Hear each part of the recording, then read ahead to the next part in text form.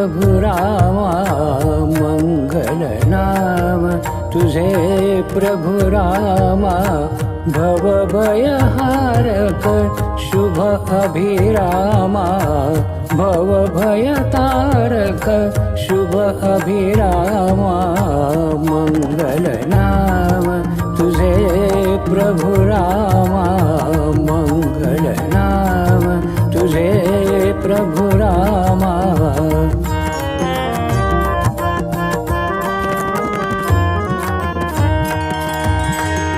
अमृतमय तव चरित्र गाथा रामा रामा अमृतमय तव चरित्र गाथा रामा रामा श्रांत चित्त हो पावत पावन धामा मंगल नाम तुझे प्रभु रामा मंगल नाम तुझे प्रभु रामा।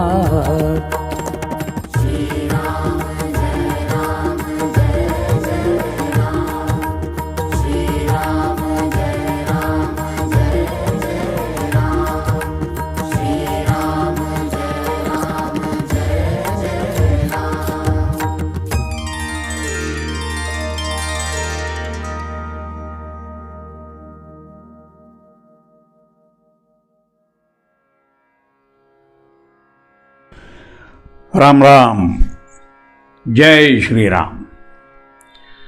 श्रीमद वाल्मिकीय रामायण अयोध्याकांड सर्ग 12।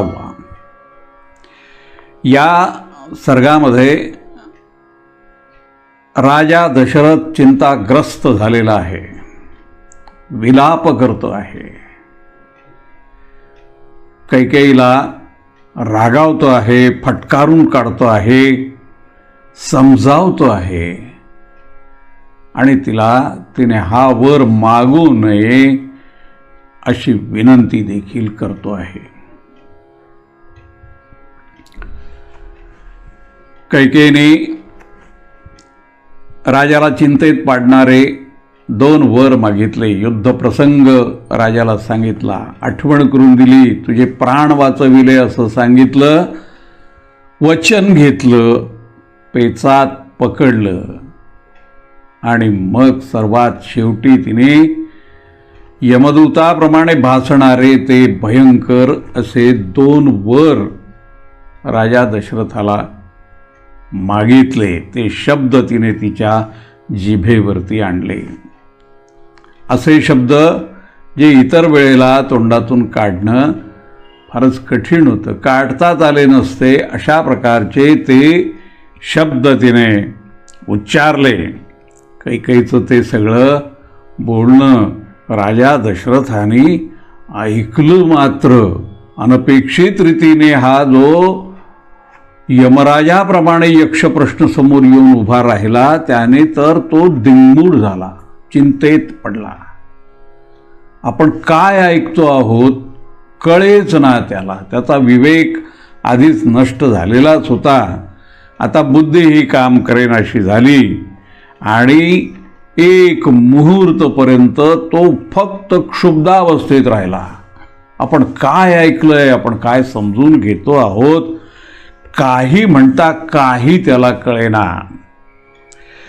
हे मला दिवसा पडलेलं स्वप्न तर नाही ना, अशा प्रकारचा विचार त्याच्या मनात आला। हा भास तर नाही ना, ही बुताटकी तर नाही ना, अहो काय आहे तरी काय हे, की कुठला तरी मनोविकार मला जडलेला आहे आणि तो मनोविकारच या ठिकाणी उपस्थित झालेला आहे। काय बरं झालेलं आहे, काही म्हणता काही कळेना, विचार थांबून गेले, विवेकाचा प्रश्नच नव्हता, बुद्धी काम करेनाशी त्याची झालेली होती आणि मग या अवस्थेत त्याला भ्रम झाला। आपण काय ऐकतो आहोत, आपण काय बोलतो आहोत, आपण कुठे आहोत, कुणाशी बोलतो आहोत, काही म्हणता कशाचा उमज त्याला पडेना आणि हा भ्रम देखील आपल्याला कशामुळे झालेला आहे हे सुद्धा त्याला कळेना. त्यामुळे हा जो राजा दशरथ होता हा मूर्छित झाला. आत्यंतिक दुःख त्याला झालं, तो मूर्छित झाला.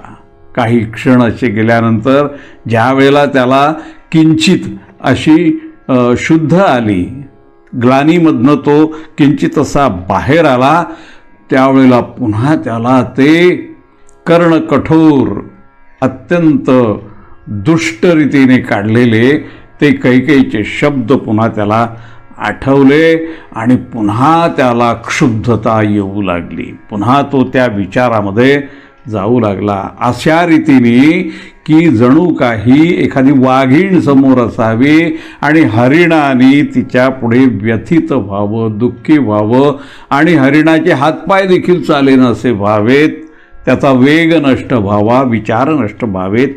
त्याचप्रमाणे या राजाचं या ठिकाणी अवस्था झालेली आहे. तो नरेश जो आहे त्याने कैकेयीला पुढे पाहिलं मात्र आणि सारं दुःख पुन्हा उफाळून वरती आलं. तो अत्यंत अत्यंत व्याकुळ झाला. तो राजा जमिनीवरच बसलेला होता आणि त्या महाराणीच्या समोरच होता.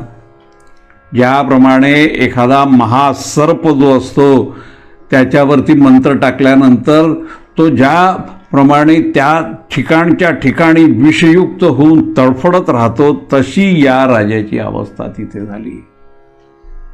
तो अत्यंत क्रोधाविष्ट झाला आणि रागाने तो तिला असं म्हणाला, धिक्कार असो. तिलाही म्हणाला आणि स्वतःलाही म्हणाला की धिक्कार असो, धिक्कार असो या परिस्थितीचा. आणि असं म्हणताच पुन्हा त्याच्या बुद्धीवरचा ताबा सुटला, विवेकावरचा ताबा सुटला आणि तो बेशुद्ध झाला. चेतनाहीन होऊन तो कैकेयीच्या समोर जमिनीवरच पडलेला आहे. असा खूप वेळ गेला.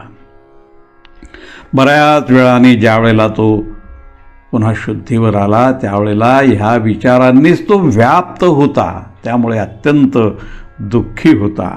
ती कैकेयी त्याला समोर दिसली आणि ती दिसल्याबरोबर मग त्याचा क्रोध एकदम उफाळून वरती आला आणि अत्यंत क्रोधपूर्वक शब्दामध्ये तो तिला म्हणाला की हे दयाहीन दुराचारिणी कैकेयी, तू या कुलाचा नाश करणारी आहेस आणि तू नाश करण्यासाठीच तुला मी माझ्या घरामध्ये आणलेलं आहे असं आता मला वाटायला लागलं. हे पापिणी, सांग मी आणि श्रीरामांनी तुझं काय वाईट केलेलं आहे ते एकदा सांग तरी. ते माझे श्रीराम, ते श्रीराम तुला अगदी सख्या आईप्रमाणे मान देतात. तुझ्याशी तशा प्रकारे ते वागत आलेले आहेत आणि असं असताना तू त्या श्रीरामाचं अनिष्ट करू इच्छितेस. हे काय आलंय तुझ्या मनामध्ये? ही अशा प्रकारचं चिंतन तू का बरं करू लागलेली आहेस? मला तर काही कळत नाही. असं वाटतंय की मी माझ्या कुळाचा, माझ्या घराण्याचा विनाश करण्यासाठीच तुला आपल्या घरात आणलेलं आहे असं मला वाटतं आहे. अगं मला माहीत नव्हतं की तू राजकन्येच्या वेशामध्ये असणारी अतिशय जहरी, अतिशय विषारी अशी नागिण आहेस. हे माहीत नव्हतं ग मला. आणि तुला मी माझ्या घरामध्ये स्थान दिलेलं आहे. सारं जग हे माझ्या श्रीरामांच्या गुणांचा गौरव करतं, त्यांची प्रशंसा करीत असतं. आणि अशा वेळेला कोणत्या अपराधामुळे मी माझ्या त्या रामाला वनवासाची शिक्षा देऊ? सांग बरं. का मी माझ्या त्या प्रेमळ पुत्राचा त्याग करू? मी तुला खरंच सांगतो, हे कैकेयी अगदी कौसल्याचा देखील त्याग करू शकेन, माझ्या सुमित्रेचा देखील त्याग करू शकतो मी. पण माझा प्राणस्वरूप असणारा हा जो श्रीराम आहे, जो पितृभक्त आहे, त्या श्रीरामाला का सोडावं? त्याला नाही मी सोडू शकत, नाही सोडणार मी त्याला. तो माझा ज्येष्ठ पुत्र आहे. अगं त्याला पाहूनच माझ्या हृदयामध्ये परमप्रेम उत्पन्न होतं ग. हे तुला कसं कळत नाही? ज्या वेळेला मला श्रीराम समोर दिसत नाहीत ना, तेव्हा माझ्या शरीरामध्ये वावरणारं हे जे चैतन्य आहे ते चैतन्यच नष्ट होऊन जातं. हे काय तुला काय ठाऊक नाही काय? अगं एखाद्या वेळेला या सूर्याशिवाय हे शेत जे आहे ते सुद्धा पिकू शकेल, हे जग टिकू शकेल, पाण्याशिवाय ही शेती देखील होऊ शकेल, पण या श्रीरामाच्या शिवाय माझ्या शरीरामध्ये प्राण राहू शकत नाही. हे काय तुला ठाऊक नाही काय?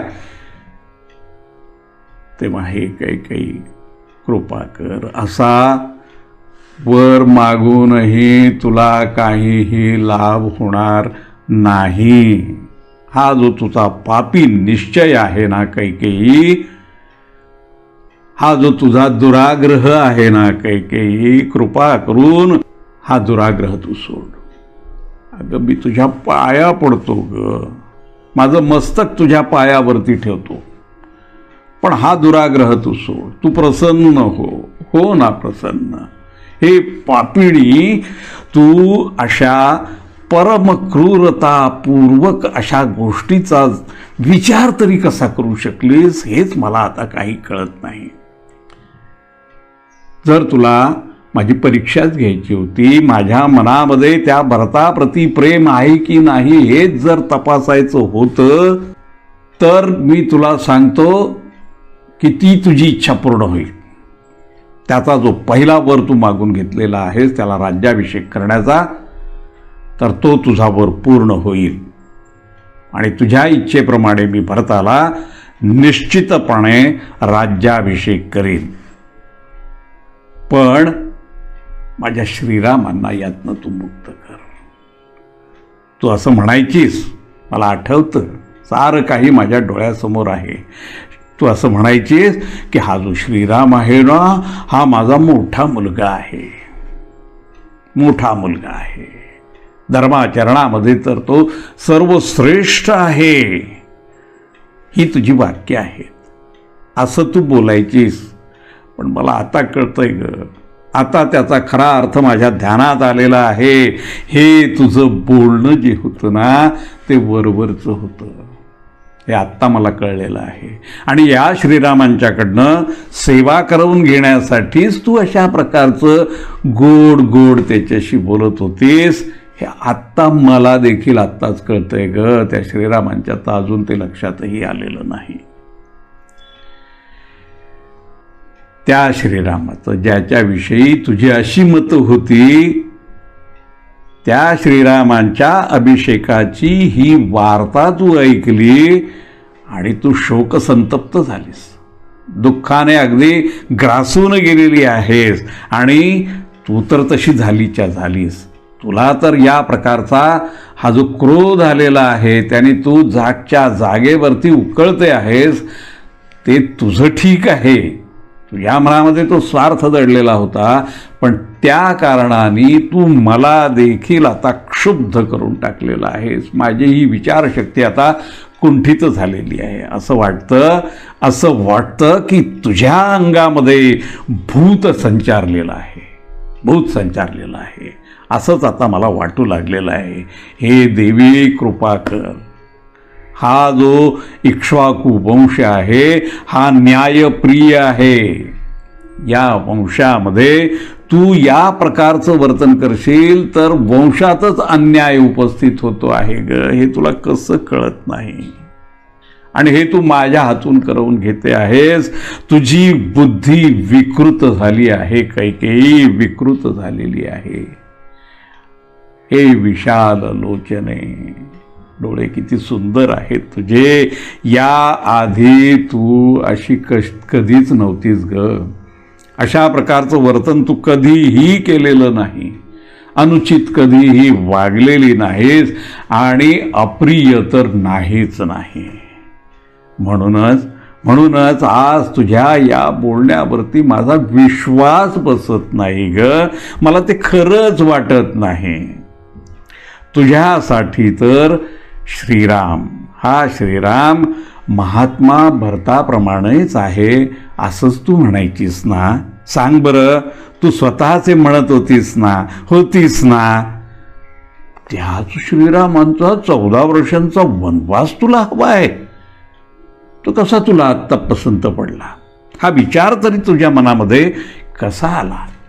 तुला ठाऊक आहे श्रीराम हा सुकुमार आहे, तो धार्मिक आहे. अशा श्रीरामांना वनवास देणं तुला योग्य वाटतं? कशी आहेस तू? हा विचार तुझ्या मनात आला तरी कसा? अरे रे, तू इतकी कठोर अंतःकरणाची असशील असं मला कधीही वाटलं नव्हतं. तुझे नेत्र सुंदर आहेत, तुझी दृष्टी सुंदर असती तर किती चांगलं झालं असतं. जे श्रीराम नेहमीच तुझ्या सेवा शुश्रूषेमध्ये होते, त्याच श्रीरामांना वनवासी करण्याची इच्छा तुझ्या मनात यावी. का बरं असं तू करतेस? असा विचार तुझ्या मनामध्ये कशामुळे आला? मी पाहतो आहे, माझं लक्ष आहे त्या गोष्टीकडे की भरतापेक्षा हा जो श्रीराम आहे हाच तुझी जास्त सेवा करतो.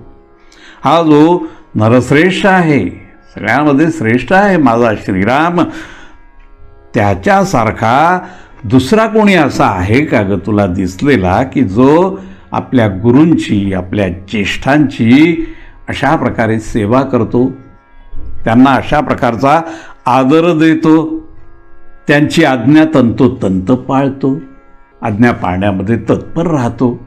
आहे का असा? आहे का? सांग ना, सांग, तूच सांग.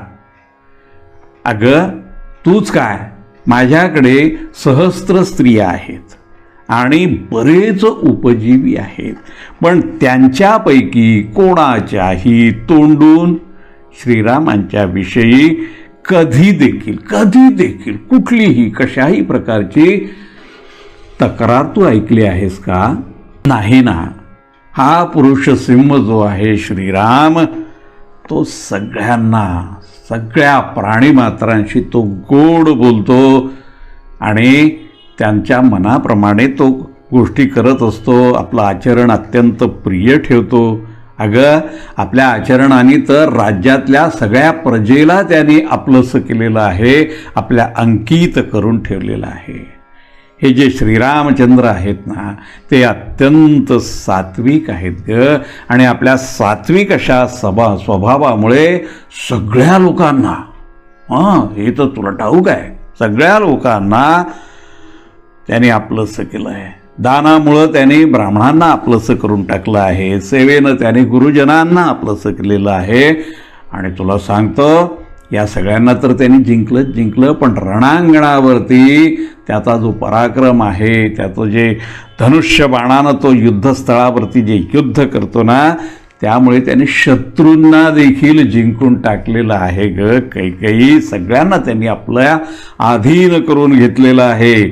सत्य, दान, तप, त्याग, मित्रता, पवित्रता, सरलता, विद्या आणि गुरूंची शुश्रूषा करणं, असे सगळे गुण या माझ्या रामामध्ये उपस्थित आहेत ग. आणि ते तिथे स्थिर आहेत, अस्थिर नाहीत. वेळेप्रमाणे, काळाप्रमाणे अंगीकारलेले नाहीत, तर ते गुण तिथे आहेतच आहेत, नेहमीसाठी आहेत, शाश्वत आहेत. हे देवी, खरोखर महर्षींप्रमाणे तेजस्वी अशा त्या देवतुल्य असणाऱ्या श्रीरामांचं तू वाईट का बरं करायला आता अशी उत्सुक झालेली आहेस? तुझ्या मनात असे विचार आलेच तरी कसे? श्रीराम हे सगळ्या लोकांशी गोड बोलतात, हे आत्ताच मी तुला सांगितलं. ते कोणाशीही अप्रिय बोलत नाहीत. आणि असं तर माझ्या मनात देखील कधी विचार येत नाही, तुझ्या पण येत नाही, हेही मला ठाऊक आहे. ज्या श्रीरामामध्ये अशा प्रकारे क्षमा आहे, तप आहे, त्याग आहे, सत्य आहे, धर्म आहे, कृतज्ञता आहे आणि सगळ्यांसाठी, सर्व जीव मात्रासाठी दया भरलेली आहे, त्या श्रीरामांच्या शिवाय माझी काय गती होणार ग? सांग बरं. त्याला मी वनात पाठवलं तर माझी काय दुर्गती होईल ती मी आता कशी वर्णन करू? अगं कैकेयी, हे कैकेयी, अगं मी म्हातारा झालो आहे ग. अगं मी म्हातारा झालो आहे आणि माझी अवस्था अतिशय शोचनीय आहे. हे आत्ता तुझ्या समोरच आहे. मी दीन झालेलो आहे आणि दीन भावानं तुझ्या समोर आता इथे उभा आहे.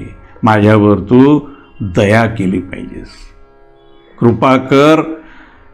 आणि मी तर तुला असं आश्वासन देतो की समुद्रापर्यंत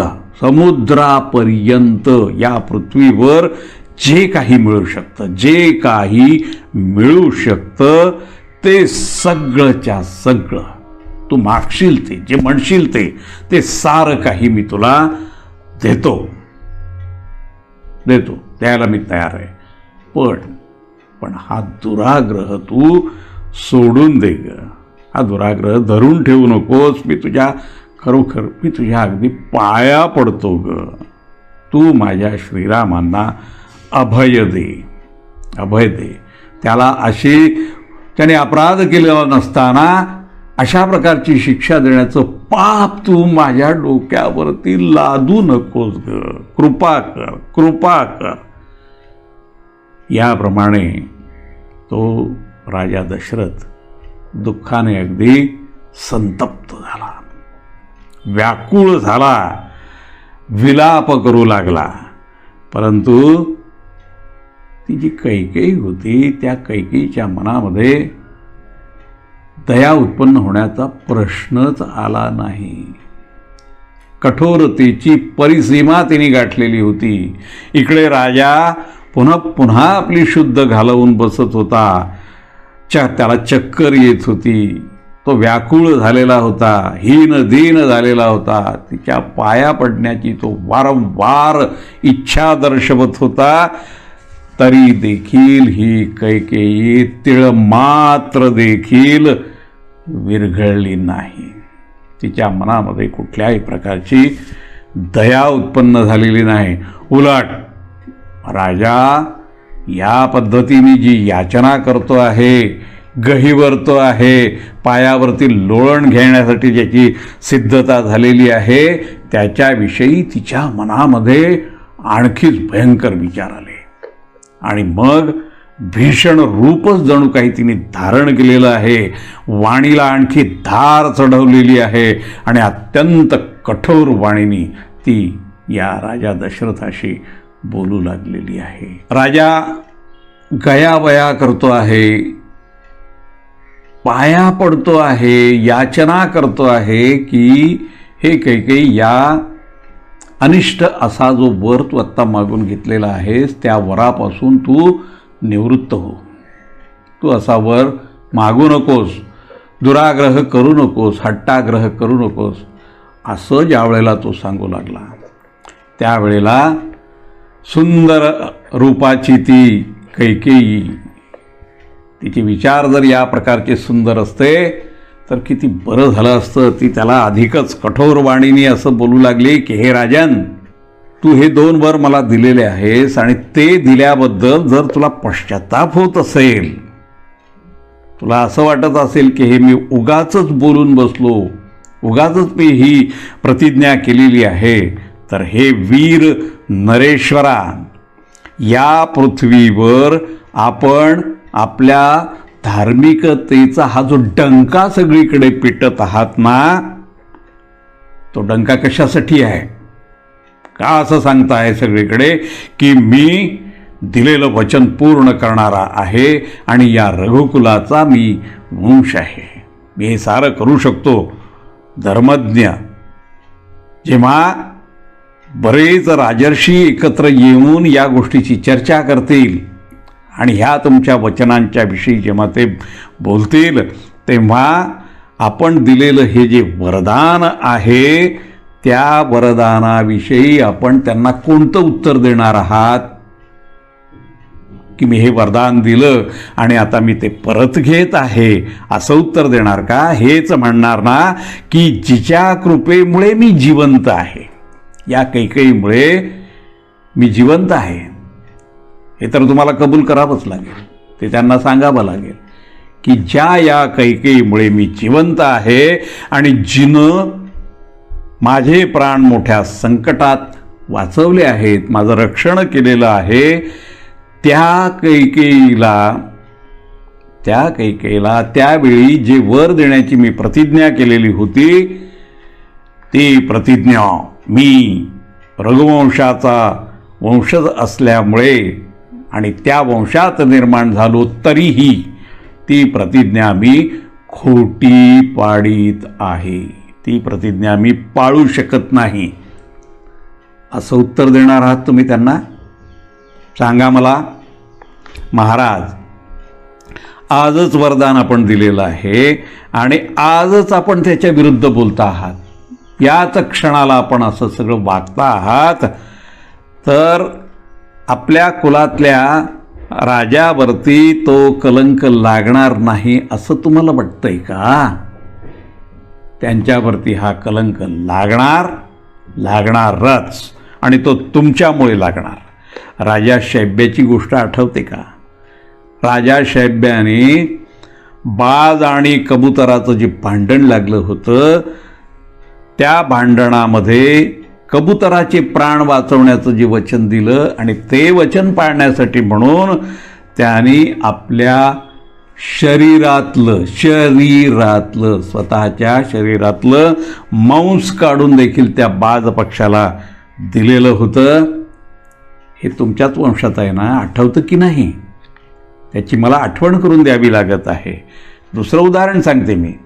जो राजा अलर्क आपल्या पूर्वजांच्यामध्ये होऊन गेलेला आहे, त्या अलर्काने ज्या वेळेला एक ब्राह्मण, आंधळा ब्राह्मण त्यांच्याकडे नेत्रदान करावं अशी मागणी घेऊन आला, त्यावेळेला त्या राजाने सहजपणाने उत्तम गती प्राप्त व्हावी म्हणून आणि आपण जे वचन दिलेलं आहे ते वचन पाळता यावं म्हणून, जे दान दिलेलं आहे ते दान योग्य प्रकारे देता यावं म्हणून आपले दोनही नेत्र सहज रीतीने काढून दिले होते. हे आपल्याला आठवत नाही का? हे आपल्याच वंशात झालेलं आहे ना. आता आपणही मला वचन दिलेलं आहे. हा जो समुद्र आहे ना, आणखी एक उदाहरण तुम्हाला मी सांगते, ते तुम्ही नीट लक्ष देऊन ऐका. या समुद्राने देवासमक्ष आपली जी नियत सीमा आहे ती आपण कधीही ओलांडणार नाही अशा प्रकारची प्रतिज्ञा घेतलेली होती आणि ती प्रतिज्ञा आज तागायत त्यांनी पाळलेली आहे. समुद्राने आपली सीमा कधीही उल्लंघन केलेली नाही, हे आपल्याला ठाऊक आहे. असा सारा इतिहास आहे, हे सगळं आहे. पूर्वकाळामध्ये ह्या सगळ्या महापुरुषांचं वर्तन हे असं राहिलेलं आहे. आता तुम्ही मात्र आपली प्रतिज्ञा खोटी पाडू पाहत आहात. तर माझं तुम्हाला सांगणं आहे, प्रतिज्ञा खोटी पडू देऊ नका. प्रतिज्ञेचं पालन करा.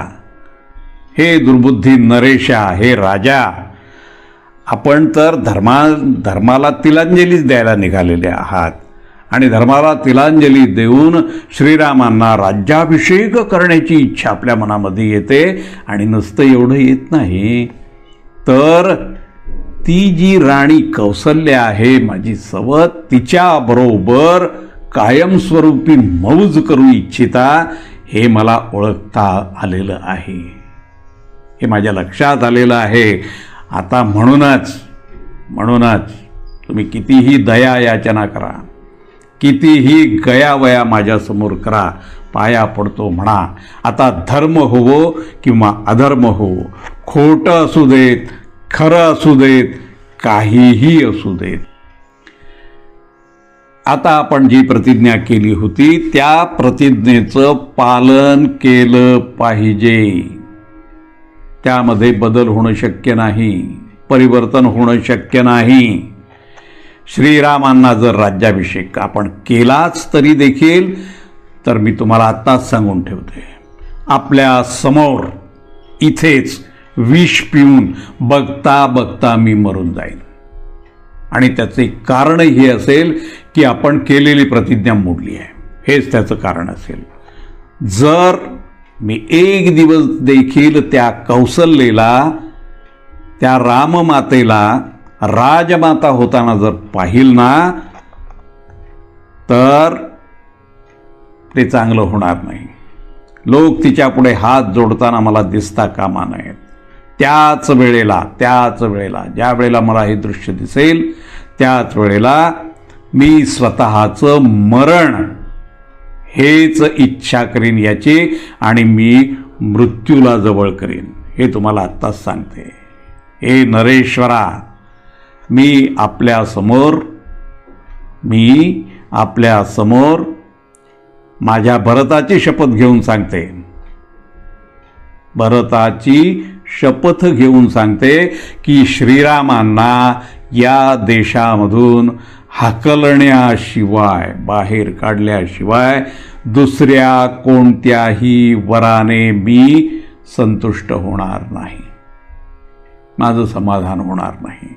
मग आपण कोणतीही समर्थनं द्या किंवा काहीही बोला, काहीही करा, असं म्हणून ती महाराणी कैकेयी गप्प बसली. कठोर वाग्बाण तिने राजावरती सोडलेले आहे, पण त्याचा काहीही उपयोग झालेला नाही. राजा तिच्या समोर याचना करीत राहिला, रडत राहिला, पण त्याचा काहीही उपयोग झाला नाही. राजा तिला काहीच उत्तर देऊ शकला नाही. मनाशी पुटपुटत राहिला. श्रीरामांना वनवास आणि भरताला राज्याभिषेक. वाह! कैकेयीच्या तोंडून हे अतिशय अमंगल अशा प्रकारचं वाक्य ऐकलं त्याने, आणि त्याची सारी इंद्रिय जी आहेत ती कामच करेनाशी झाली, व्याकुळ झाली. तो अगदी एक मुहूर्तभर पर्यंत कैकेयीशी काही बोलला नाही, काही बोलूच शकला नाही. शब्दच नव्हते त्याच्याकडे, विचारच त्याचे खुंटून गेलेले होते आणि शब्द फुटत नव्हते.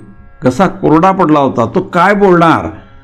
अप्रिय बोलणाऱ्या आपल्या प्रिय राणीकडे, म्हणजे सर्वात प्रिय राणी कैकेयी असं तो समजत होता, त्या राणीकडे तो एकटक नुसता बघत राहिला.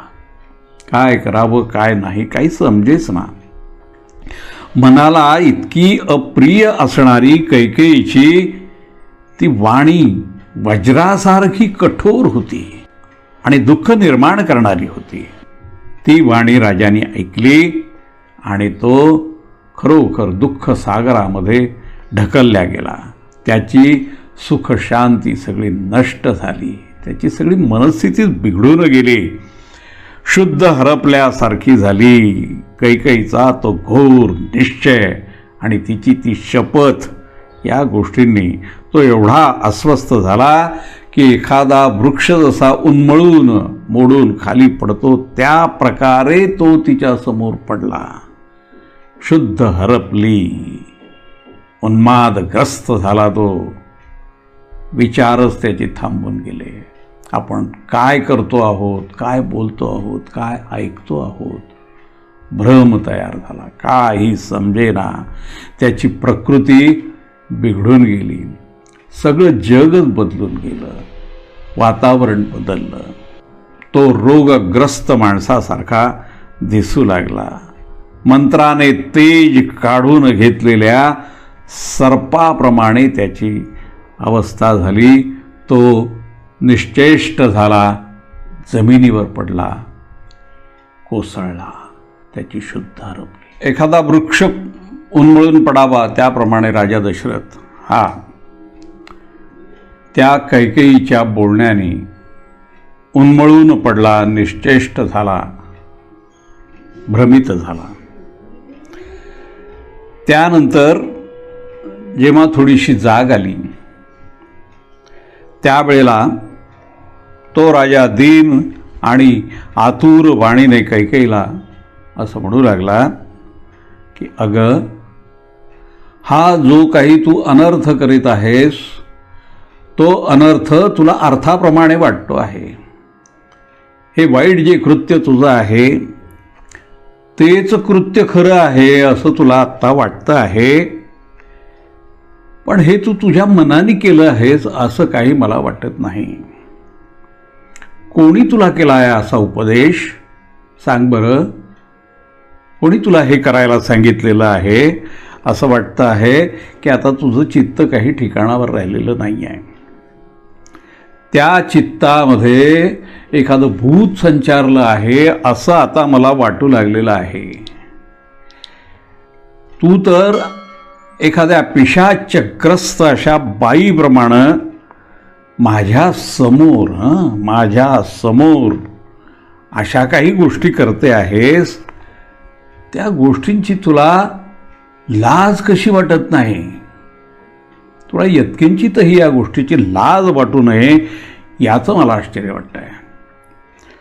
मला खरोखर आधी हे माहीतच नव्हतं की बालवयामध्ये तुझं जे शील होतं ते शील आता नष्ट झालेलं आहे. तू एखाद्या कुलांगनेप्रमाणे मला आत्ता वाटू लागलेली आहेस. अत्यंत विपरीत वागते आहेस. कुलशीलानी तू आता भ्रष्ट झाल्यासारखे मला इथे दिसते आहेस. किंवा असं तर नाही ना की तुला कशाचं भय वाटतं आहे? कशाचं भय वाटतं आहे तुला की ज्यामुळे तू या पद्धतीचे वर मागते आहेस? तो वर तरी कसा? तर भरताला राजसिंहासनावर बसू दे आणि श्रीरामांना वनवासात पाठवून द्या. काय तरी वर, काय तुझी इच्छा, हे तू मागत आहेस. हे अगदी अत्यंत ओंगळ असं कृत्य आहे आणि अत्यंत असत्य आहे, खोटं आहे. हे होऊ नये असं माझं मत आहे. यापासून तू परावृत्त व्हायला पाहिजेस. तू हे कधी करता कामा नयेस. क्रूर स्वभाव आणि पापपूर्ण विचार करणाऱ्या हे नीच दुराचारिणी कैकेयी जर आपल्या पतीचं, या साऱ्या जगताचं आणि आपला पुत्र जो आहे भरत त्याचं देखील भलं व्हावं असं जर तुला वाटत असेल तर हे कैकेयी हा जो दुष्ट संकल्प तू केलेला आहेस ना, हा संकल्प तू सोडून दिला पाहिजेस. या संकल्पाचा तू त्याग करायला पाहिजेस असं मला वाटतं. मी पुन्हा पुन्हा तुला आळवणी करतो आहे की तू माझं अथवा श्रीरामांचं असं कोणतं अप्रिय वर्तन पाहिलेलं आहेस की ज्यामुळे तू या पद्धतीची मागणी करते आहेस? श्रीरामांच्या शिवाय भरत राज्य स्वीकारणार नाही असं माझं मत आहे. कारण माझं मत तर आणखी असं आहे की धर्मपालनाच्या बाबतीमध्ये हा जो भरत आहे तो श्रीरामांना देखील वरचढ आहे. तो फार कसोशीने धर्मपालन करतो असंच माझं मत आहे. आणि श्रीरामांना जेव्हा असं सांगितलं जाईल की रामा तू वनात जा, तू वनात जा असे शब्द काढल्याबरोबर त्यांच्या मुखावरची ती तेजस्वी कांती ही फिकी पडेल, निस्तेज होईल. ज्याप्रमाणे राहुनी ग्रासल्यानंतर चंद्राच्या प्रकाशामध्ये फिकेपणा येतो त्याप्रमाणे या प्रभू श्रीरामचंद्रांचं मुख हे फिकं पडून जाईल आणि ते त्यांचं जे उदास मुख होईल ते मी कसं बरं पाहू शकेन कैकेयी, हा विचार तरी तुझ्या मनात कसा येतो मला तर काही कळत नाही. मी श्रीरामांच्या राज्याभिषेकाचा जो निश्चय त्या सभेमध्ये माझ्या मित्रांच्या बरोबर बसून चर्चा करून जो घेतलेला आहे तो निर्णय मी आता कसा बरं बदलू शकेन. हे जे शुभकार्य करण्यासाठी म्हणून माझी जी बुद्धी या कामामध्ये प्रवृत्त झालेली आहे ती बुद्धी अचानक पलटी खाल्ल्याप्रमाणे एखाद्या शत्रूकडून जी सेना पराभूत होते ती जशी अकस्मात परत फिरते त्याप्रमाणे माझा हा निर्णय मी कसा बरं बदलू, तूच सांग. त्यामध्ये माझी किती छिथू होईल, किती नाचक्की होईल. अगं तिथे नाना देशामधून जे राजे माझ्याकडे आलेले होते ते माझ्याकडे बोट दाखवून आत्ता असं म्हणतील की या मूर्ख राजानं हे राज्य आतापर्यंत पालन तरी कसं केलं, असं ते मला मूर्खामध्ये काढतील. ज्या वेळेला समाजातले बरेच असे बहुश्रुत असणारे, गुणवान असणारे आणि वृद्ध पुरुष हे इथे माझ्याकडे येतील आणि मला विचारतील की अहो आपला थोरला पुत्र श्रीराम कुठे आहे, असं त्यांनी मला विचारल्यानंतर मी त्यांना हे सांगणार का की ही माझी जी राणी कैकेयी आहे तिने मला आपल्या दबावामध्ये घेऊन प्रतिज्ञेमध्ये गुंतवून त्या श्रीरामांना घरातून हाकलून द्यायला लावलेलं आहे, असं उत्तर मी त्यांना द्यायचं का.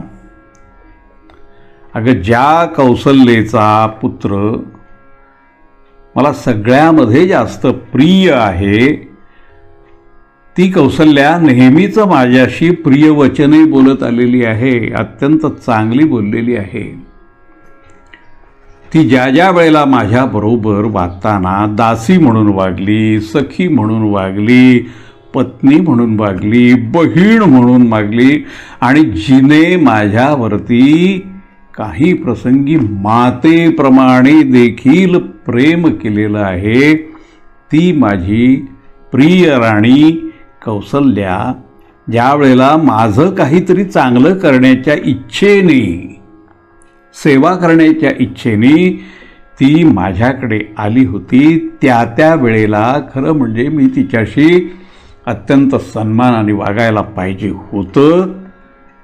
ते मी तसा वागलो नाही, तिचा सत्कार केला नाही, सन्मान केला नाही, अपमानास्पद रीतीने तिला मी वागवलेलं आहे आणि ते केवळ आणि केवळ तुझ्यामुळे मी तसं केलेलं आहे. तुझ्यामुळे मी तिचा अपमान केलेला आहे.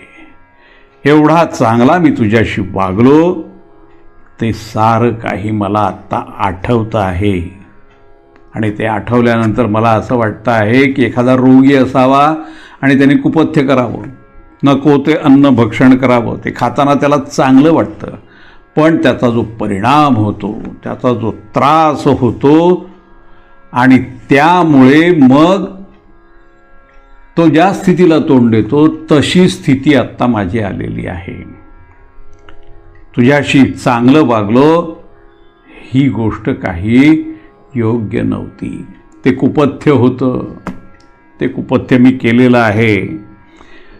काय तर मला सांगते आहे श्रीरामाच्या अभिषेकाचं निवारण करा आणि त्यांना वनवासात पाठवा. त्याचं ते वनवासातलं प्रस्थान पाहून अगं ती सुमित्रा देखील भयभीत होईल आणि ती भयभीत झाल्यामुळे इथून पुढे ती माझ्यावरती विश्वास तरी ठेवील काय, का तिने माझ्यावरती विश्वास ठेवायचा आहे. आणि ती बिचारी सीता, ती तर एकाच वेळेला दोन अप्रिय गोष्टींचा सामना करेल. दोन गोष्टी तिला कळतील. एक, प्रभू श्रीराम हे वनवासामध्ये निघालेले आहेत हे, आणि दुसरी, माझा मृत्यू. श्रीराम या ठिकाणावरून गेल्यानंतर मी जिवंत राहणं शक्य नाही आहे. ज्या वेळेला ती सुकुमार सीता ही श्रीरामांच्यासाठी शोक करील, तो तिचा शोक मला बघवणार नाही आणि माझा त्यामुळे प्राणनाश घडून येईल हे निश्चित. तिचा शोक पाहिल्यानंतर मी या शरीरामध्ये प्राण धारण करू शकणार नाही म्हणजे नाही. तिची तर अशी अवस्था होऊन जाईल की एखादी किन्नरी ज्याप्रमाणे आपल्या पतीपासून, किन्नरापासून अलग पडते, त्याप्रमाणे तिची अवस्था होईल. हिमालयाच्या पार्श्वभागामध्ये राहणारी ती किन्नरी ज्याप्रमाणे एकांतामध्ये रुदन करेल, त्या प्रकारे या सीतेची अवस्था होईल आणि ती अवस्था मला सहन होणार नाही. त्या श्रीरामांना वनवासात पाहून आणि त्या सीतेला रडताला पाहून मी कशी प्राणधारणा करेन, कसा जिवंत राहू शकेन, आणि राहिलो तरीही जिवंत राहण्याची माझी मुळीही इच्छा नाही. मग तू खुशाल विधवा बन आणि आपल्या मुलाला राज्यावर बसवून या अयोध्येचं राज्य कर. काय पण माझी अवस्था. मी तुला अत्यंत सती साध्वी समजत होतो, ते सारं चुकलंच म्हणायचं. तू तर फार दुष्ट निघालेली आहेस. ज्याप्रमाणे एखादी मदिरा सुंदर दिसावी आणि प्यायल्यानंतर कळावं की या मदिरेमध्ये विष होतं, त्याप्रमाणे तुझ्या सहवासाचं घडलेलं आहे. तू दिसायला तर अत्यंत सुंदर, पण मनानी, हृदयानी, विचारांनी, आचरणाने एवढी घाणेरडी असशील असं मला कधीही वाटलं नव्हतं. ते आज प्रत्यक्षात मला दिसतं आहे. आतापर्यंत तू माझ्याशी गोड गोड बोलत होतीस, माझं रंजन करीत होतीस, त्यामुळे माझ्या मनात एक विश्वास निर्माण झाला. मला असं आश्वासन मिळालं की अरे, ही माझी फार प्रिय राणी आहे आणि माझं सगळ्या अर्थाने हित जतन करणारी ही राणी आहे. पण ते तर सारं खोटंच ठरलं. या तुझ्या वर्तनाने त्या सगळ्या गोष्टीवरती आता पाणी फेरल्या गेलेलं आहे. एखादा व्याध जो असतो ना, तो त्या हरिणीला आकृष्ट करण्यासाठी म्हणून संगीत ऐकवतो आणि त्याला आपल्याकडे, त्या हरिणीला आपल्याकडे तो आकृष्ट करून घेतो. तसं तू अत्यंत गोड बोलून, अत्यंत चांगलं वागून तू मला भारून टाकलंस, मला मोहामध्ये पाडलंस आणि आता मात्र माझे प्राण घेते. तो व्याध त्या हरिणीचे प्राण घेतो, त्याप्रमाणे तू आता माझे प्राण घेते आहेस.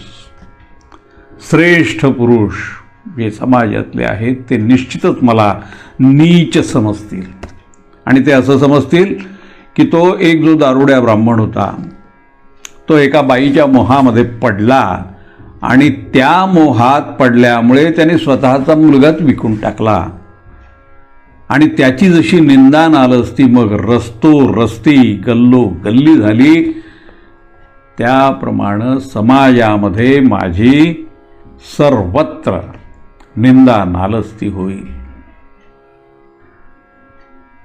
अशा प्रकारे विव्हल होऊन राजा दशरथ बोलतच राहिला. तो असं म्हणाला की हे कैकेयी, तुझं बोलणं हे जे आहे ना, ते अत्यंत विषारी आहे, मनाला वेदना देणारं आहे आणि ते सहन करणं हे अत्यंत कष्टप्रद आहे. त्याने फार दुःख प्राप्त होतं असं तुझं ते सगळं बोलणं आहे. आणि खरं म्हणजे माझ्या पूर्वजन्मीच्या पापाचंच हे फळ आहे ग, आणि ते मला आत्ता मिळतं आहे. हे पापिणी, मी पाप्यानं फार काळापासून तुझं पालन पोषण केलेलं आहे, अज्ञानाने तुला जवळ केलं आहे आणि तुझं मी रक्षण केलेलं आहे, असा मी पापी आहे. परंतु आज माझ्या हे लक्षात येत आहे की गळ्यात पडलेल्या एखाद्या फाशीसारखी तू आहेस, फाशीचा दोरच तू आहेस असं आत्ता मला निश्चितपणानं वाटतं आहे. अगं, याप्रमाणे एखादं बालक हे एकटंच खेळत असतं आणि खेळता खेळता हातामध्ये दोरी समजून नागच पकडतं. तो काळा नाग हाती पकडल्याने त्याची जी अवस्था होते, त्याचप्रमाणे आत्ता माझी स्थिती झालेली आहे. मी एकांतामध्ये तुझ्याबरोबर क्रीडा करत होतो, पण मला आत्ता लक्षात आलेलं आहे की तो काळा नाग जसा ते मूल पकडतं तशा पद्धतीने मी तुला जे आलिंगन दिलं, त्यावेळेला मला हे सुचलं नाही की एक ना एक दिवस तूच माझ्या मृत्यूचं कारण बनशील. अगं, एवढंच नाही तर मी तर असा दुरात्मा आहे, असा पापी आहे की मी जिवंत आहे. आणि मी जिवंत असताना देखील माझा जो महात्मा असा जो पुत्र आहे श्रीराम, त्या श्रीरामाला मी पितृहीन करून टाकलं. त्याचं रक्षण मी आता करू शकत नाही.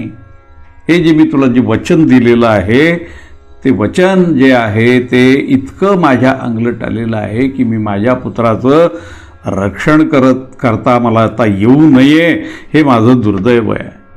मला हे जग जे आहे ना, ते निश्चितच माझा धिक्कार करील आणि अपशब्द मला ते बोलेल. तर बोलू देत, ते त्यांनी बोललेच पाहिजेत, ते त्यांचं करणं बरोबरच आहे. हे लोक आता माझी निंदा करतील आणि ते असं म्हणतील निंदा करताना की हा राजा दशरथ जो आहे ना, तो फार फार मूर्ख आहे, तो कामी आहे. कारण तो एका स्त्रीला संतुष्ट करण्यासाठी म्हणून आपला जो लाडका पुत्र होता, जो धर्मज्ञ पुत्र आहे, जो लोकप्रिय आहे, जो गुणी आहे, अशा पुत्राला तो वनवासामध्ये पाठवतो आहे, असा तो पापी आहे. आतापर्यंत काय झालं माहिती आहे का? अगं, हा श्रीराम जो आहे ना, तो वेदांचं अध्ययन करण्यामध्ये गुंतलेला होता. त्यानंतर त्यांनी हे सगळं करत असताना विद्यार्जनाच्या काळामध्ये ब्रह्मचर्य व्रताचं पालन केलेलं आहे. आपल्या ज्येष्ठांची, गुरूंची सेवा त्यांनी केलेली आहे आणि हे सगळं तो करत असल्यामुळे तो दुबळा राहिलेला आहे ग. त्याचं जे पोषण व्हायला पाहिजे होतं ते या सगळ्या कष्टामध्ये ते झालेलं नाही आहे. तेव्हा आत्ता कुठे त्याला हे सुखाचे दिवस आले होते. त्या दिवसातही ज्या वेळेला तो वनवासामध्ये पडेल आणि पुन्हा तिथे कष्ट भोगील, त्यावेळेला त्याला जो त्रास होईल त्याने मला कितीवर दुःख होईल. माझे पुत्र हे जर श्रीराम आहेत ना, त्यांना जर मी असं म्हटलं की हे श्रीरामा तू वनवासात जा, तर त्यावर तो एकही प्रश्न विचारणार नाही, ठीक आहे असं म्हणेल आणि माझी आज्ञा तो शिरसावंद्य मानेल, हे मला ठाऊक आहे. अगं, मला तर खरं म्हणजे असं वाटतं की माझ्या या श्रीरामांनी तत्क्षणी माझं ते म्हणणं ऐकू नये. मी आज्ञा देऊनही ती आज्ञा त्यांनी पाळू नये, त्यांनी वनात जाऊ नये. जर ते असं करतील, जर ते माझी या आज्ञेचं पालन करणार नाहीत, माझी अवज्ञा करतील, तर ती गोष्ट मला आवडणारच आहे. ते व्हायला पाहिजे, तसं त्यांनी करायला पाहिजे. पण माझा हा जो मुलगा आहे ना, हा फार आज्ञाकारी मुलगा आहे. तो असं काही करणार नाही. तो लगेचच वनवासात जाईल. आणि हे श्रीराम जर अशा प्रकारे वनवासात निघून गेले, तर मग सगळ्या लोकांच्या दृष्टीने मी धिक्काराला पात्र ठरेन. सारे लोक माझा धिक्कार करायला लागतील आणि मी मेल्यानंतर, माझ्या मृत्यूनंतर मी नक्कीच यमलोकात जाईन. कारण हे एवढं पाप घेऊन मी स्वर्गात कुठे जाणार. आणि जर नरश्रेष्ठ श्रीराम वनवासात गेल्यानंतर माझा मृत्यू झाला तर इथे जे माझे प्रियजन असतील, कौसल्या असेल, सुमित्रा असेल, आणि हे जे मुलं आहेत, लक्ष्मण आहे, शत्रुघ्न आहे, ही माझे जे प्रियजन आहेत त्यांच्यावर तू कुठल्या प्रकारचा अत्याचार करशील याची तर मी आता कल्पनाही करू शकत नाही. या देवी कौसल्येपासून, श्रीरामांच्यापासून आणि उरलेल्या माझ्या त्या 2 राजपुत्र जे आहेत, माझे लक्ष्मण आणि शत्रुघ्न, यांच्यापासून जर विरह झाला तर ती कौसल्या हे जे मोठं दुःख तिला प्राप्त होईल ते ती सहन करू शकणार नाही आणि माझ्या मागोमाग लगेचच ती देखील परलोकाचा मार्ग धरेल, हे निश्चित आहे. कैकेयी याप्रमाणे कौसल्येला, सुमित्रेला आणि त्या 3ही राजपुत्रांना आणि मला देखील ज्या वेळेला नरकतुल्य अशा महान शोकामध्ये घालून तू स्वतः जर खरंच सुखी होणार असशील ना, हे सगळं केल्यानंतर, यात जर तुला सुख वाटत असेल तर तू अवश्य सुखी हो. मी तुला सांगतो, तू अशी सुखी व्हायला माझी काहीही हरकत नाही. अनेकानेक गुणांनी सत्कृत, शाश्वत आणि क्षोभरहित अशा प्रकारचं जे हे इक्ष्वाकू कुल आहे, ह्या कुलाचा ज्या वेळेला मी आणि श्रीराम हे दोघेही आम्ही त्याग करून जाऊ, परित्यक्त होऊन जाईल हे कुल आमच्यापासून, त्यावेळेला सारेच्या सारे शोकाकुल होऊन जातील. आणि मग त्या अवस्थेत या कुलाचं जे पालन करायचं आहे ते तुला करायचं आहे, हे तू निश्चितपणाने ध्यानात घे. तसं तू करशील. पण जर भरताला देखील जर असं वाटत असेल की श्रीरामांनी वनात जावं आणि ते त्याला आवडत असेल तर मग एक गोष्ट लक्षात ठेव कैकेयी, ही गोष्ट तू ध्यानात घेतली पाहिजे की माझ्या मृत्यूनंतर माझे जे देहसंस्कार करायचे आहेत ते देहसंस्कार भरताने करता कामा नयेत. तो त्याचा अधिकार मी काढून घेतो. पुरुष शिरोमणी श्रीराम वनवासात गेल्यानंतर माझा मृत्यू होणार म्हणजे होणार, आणि तू विधवा होणार म्हणजे होणार. मग विधवा झाल्यानंतर तू आपल्या मुलाबरोबर या अयोध्येचं राज्य करावंस. अगदी मनापासून तू ह्या सगळ्या सुखाचा उपभोग घे. हे राजकुमारी, दुर्भाग्यानंच तू माझ्या घरामध्ये आलेली आहेस आणि तुझ्यामुळे या जगात माझ्या हातून जर हे पापाचरण घडणार असेल तर मला मग या जगाकडून निश्चितच अनुपम अशा प्रकारचा तिरस्कार प्राप्त होणार आहे. मला अपयश प्राप्त होणार आहे आणि मग सगळ्या प्राण्यांकडून मला निश्चितपणाने अवहेलनाच प्राप्त होणार आहे. माझे हे जे पुत्र श्रीराम आहेत ना, अगं काय सांगू मी त्यांच्याविषयी तुला. एक एक आठवण मला होत आहे. माझे पुत्र हे सामर्थ्यशाली श्रीराम वारंवार रथावर आरूढ व्हायचे, हत्तीवर आरूढ व्हायचे आणि घोड्यावरून प्रवास करायचे. असं त्यांचा प्रवासाचा हा सगळा जामानिमा होता. तेच आता त्या विशाल अशा वनामध्ये पायी पायी पायी कसे चालणार, मला तर ती कल्पना देखील सहन होत नाही. अगं, भोजनाच्या वेळेला ज्यांच्यासाठी हे कुंडलधारी सगळे जे आचारी होते ते प्रसन्न अंतःकरणाने प्रथम मी बनवणार अशी स्पर्धा करीत होते आणि अनंत खाण्यापिण्याच्या वस्तू त्यांच्यासाठी तयार करीत होते. तोच माझा पुत्र, तोच माझा पुत्र हा श्रीराम वनवासामध्ये कडू जहर अशा प्रकारची फळांचा तो आहार करेल, ही कल्पना मला आता कशी सहन होणार बरं? कसल्या तरी झाडांची मुळं खाणार, फळं खाणार आणि कसा तरी आपला उदरनिर्वाह तो पार पाडणार. काय हे कैकेयी, कसं याचं वर्णन मी करू? जो नेहमी बहुमूल्य अशा प्रकारची वस्त्र प्रावरण ज्याची असायची, वस्त्र नेसायचा, तो माझा राम, ज्याचा वेळ नेहमीच सुखामध्ये गेलेला आहे, असा माझा राम त्या वनामध्ये ही वल्कल धारण करून तो कसा बरं राहू शकेल? ह्या कल्पनेने देखील माझा अनेक वार मृत्यू होतो आहे. कैकेयी, काय सांगू तुला? श्रीरामांचा हा वनवास आणि भरताला अभिषेक, काय हे असं कठोर वाक्य तू कोणाच्या प्रेरणेने बोललेली आहेस?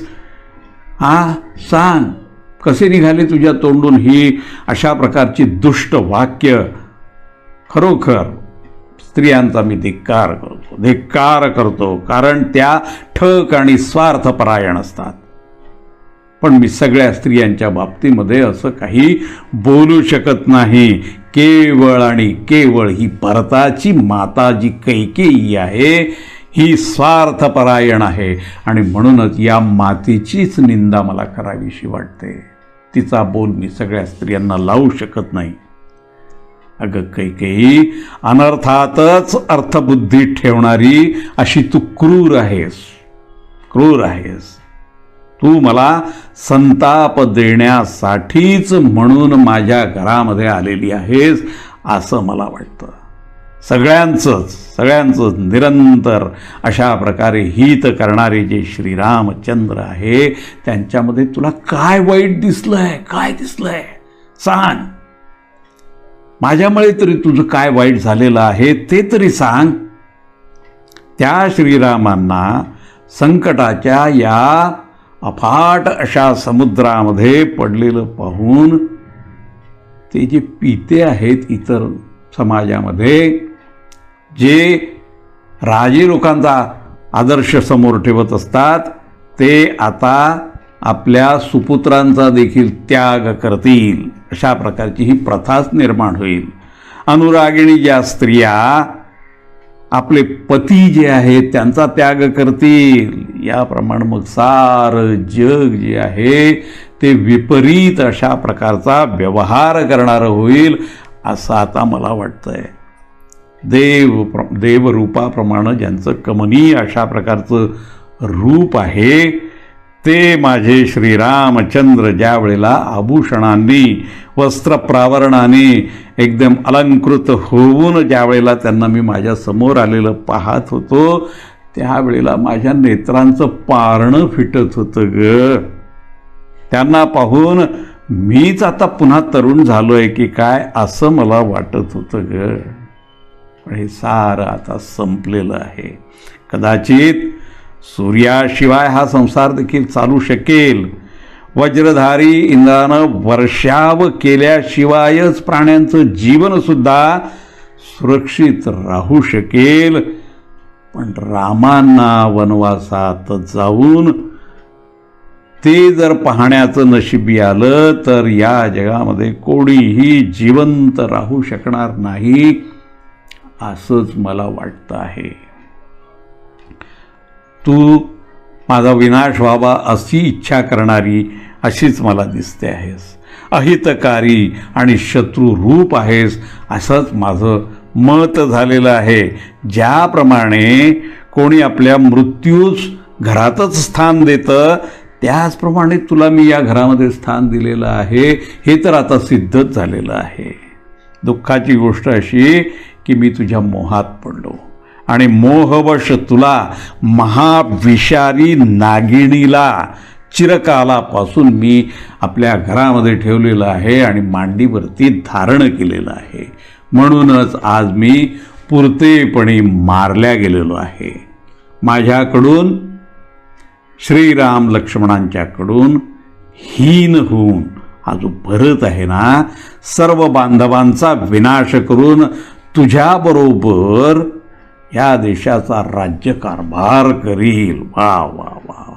आणि तू माझ्या शत्रूंचा आनंद वाढविणारी अशी होशील.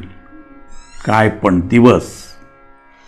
क्रूरतापूर्ण वागणाऱ्या हे कैकेयी, तू संकटात पडलेल्यावरती प्रहार करते आहेस एवढं ध्यानात ठेव. अगं, तू किती दुराग्रही आहेस आणि त्या दुराग्रहाने आज अशी कठोर वाक्य आपल्या तोंडातून बाहेर काढते आहेस. त्यावेळेला मी तर म्हणतो तुझ्या दातांचे हजारो तुकडे होऊन तुझ्या तोंडातून बाहेर कसे पडत नाहीत. का पडत नाहीत? श्रीराम कधी कोणासही अप्रिय बोलत नाहीत, कधी कोणाचं अहित ते करत नाहीत आणि अहिताची ते अशा प्रकारे कल्पना देखील करत नाहीत. कडू बोलणं तर त्यांना माहीतच नाही, ठाऊकच नाही. ती विद्याच त्यांना अवगत नाही आहे. त्यांच्या या अशा गुणांमुळं सगळीकडे जगामध्ये सगळीकडे त्यांचा सन्मान होतो. त्या श्रीरामांच्यामध्ये तू कोणते दोष पाहिले आहेस मला काही कळतच नाही आहे. कुठला दोष काढला आहेस तू त्यांच्यामध्ये? कारण वनवास त्यालाच दिला जातो ज्याच्यामध्ये बरेच दोष दिसतात. ते दोष सिद्ध झालेले असतात, त्यांनाच वनवासाची प्राप्ती होते. आणि तू माझ्या श्रीरामाला वनवासाची प्राप्ती व्हावी अशी इच्छा धरतेस. केकय राजाच्या कुलाचा निश्चितपणाने तू जिवंत अशा प्रकारचा कलंक आहेस असं माझं मत आहे. तू ग्लानीमध्ये बुडून जा. जा, तुला अशी ग्लानी येऊ दे त्यातच तू बुडून जा, किंवा मग आगीमध्ये जळून जा, किंवा विष खा, विष, आणि विष खाऊन तू प्राण दे. पृथ्वीवरती हजारो हजारो फाटलेल्या दऱ्यामध्ये तू सामावून जा. पण माझं अहित करणारी ही तुझी जी कठोर वाणी आहे ना, ती वाणी मी कधीही मानणार नाही नाही नाही. तू तर तो वस्त्रा असतो ना, त्या वस्त्राप्रमाणे तू घातक आहेस.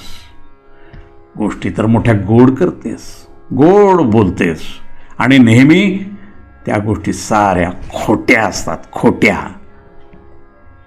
सद्भाव रहित असतात. सद्भावना त्यात मुळीही नसते. तुझे विचार हे अत्यंत दूषित आहेत आणि तू आपल्या कुलाचा नाश करणारी अशी आहेस. तू माझे प्राण घेऊ इच्छितेस, पतीचे प्राण घेऊ इच्छितेस. तू जिवंत असणं आता मी सहन करू शकत नाही.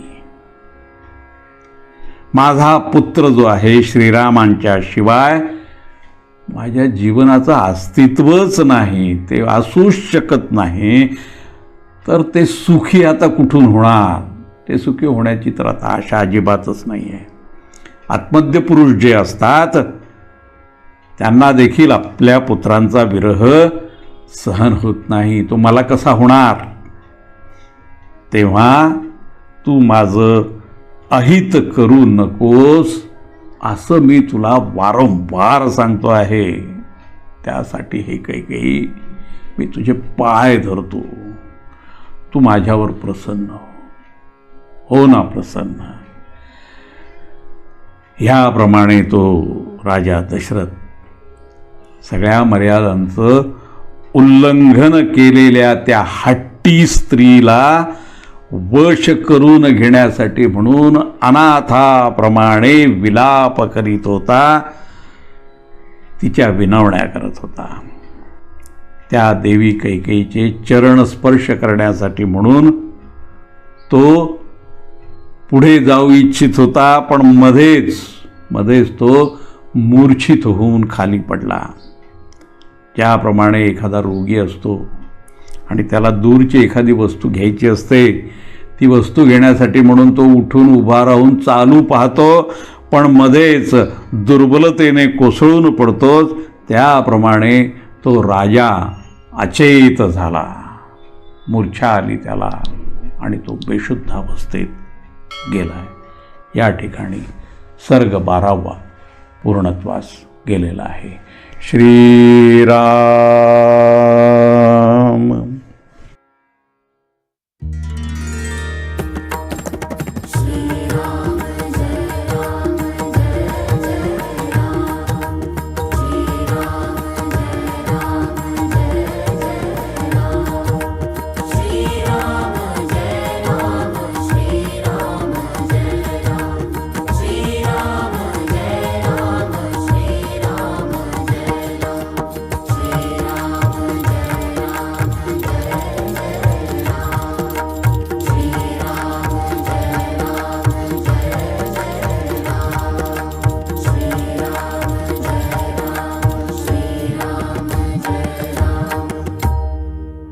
श्रीराम श्रीराम श्रीराम श्री